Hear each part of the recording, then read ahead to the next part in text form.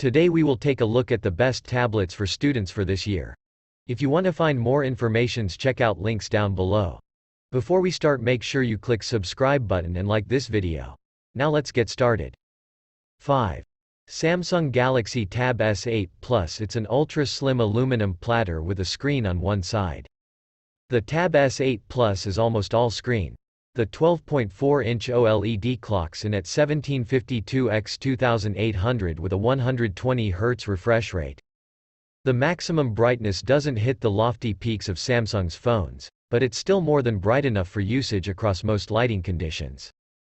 Samsung is now several generations removed from its last square ratio tablets, which are similar in shape to the iPad. The left and right edges have two speakers each, and they sound noticeably better than your average laptop. They are easy to block while holding the tablet. Despite the significant size of this slate, there's no headphone jack. You do get a micro SD card slot on the opposite end. The only port is a USB-C on the right edge. 4. Amazon Fire HD 10. The Amazon Fire HD 10 is one of the very cheapest and best value 10-inch tablets that you can buy. The Amazon Fire HD 10 is slightly smaller and lighter than its predecessor, but the screen is still 10.1 inches. There's still a 2.0 GHz octa-core processor running the show, built-in storage is still 32 GB or 64 GB, and the screen is still a 10.1-inch, 1920x1200 HD display with a pixel density of 224 pixels per inch.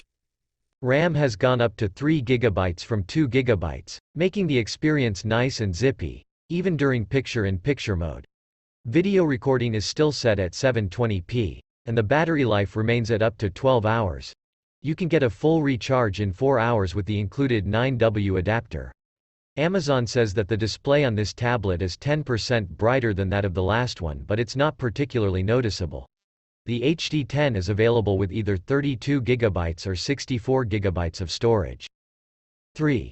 Samsung Galaxy Tab S7 FE. There's a lot to like about the Tab S7 FE, which impresses with its high-end design and excellent battery life. Samsung tablets usually impress when it comes to design. The Tab S7 FE combines the usual glass front with an aluminium back, making it easier to hold and more resistant to fingerprint smudges than glass-backed devices. There's still space for a 5MP front-facing camera with face unlock support.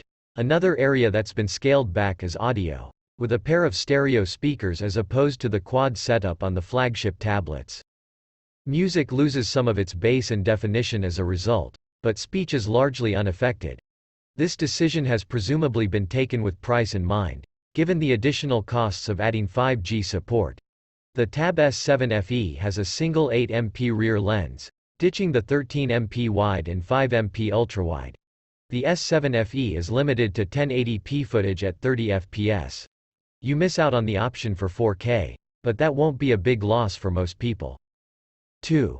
Samsung Galaxy A7. The Samsung Galaxy Tab A7 is a minimalist iPad, available in dark gray as well as gold and silver. The Tab A7 also gives you USB-C charging, which you also get with the Fire HD 10, but not with the Lightning port-based iPad. The reds and oranges of these wings popped off the screen, and a close-up of the wings allowed me to see the red pepper flakes in the hot sauce that he slathered on top. The Qualcomm Snapdragon 662 SM6115 processor and 3 GB of RAM inside the Tab A7 provide enough speed for everyday activity. The Galaxy Tab A7 packs a ton of battery life. It lasted 13 hours. The Galaxy Tab S7's 8-megapixel rear camera and 5 megapixels front camera sound sharp on paper, but I had a hard time getting good results out of them. 1. Apple iPad Air, 5th Gen, 2022. The iPad Air is a mild upgrade over its previous generation, but remains uncontested as the best sub-flagship tablet you can buy. This tablet looks identical to the 4th generation iPad Air, which was released in 2020. Apart from it actually saying iPad Air and not just iPad on the rear panel.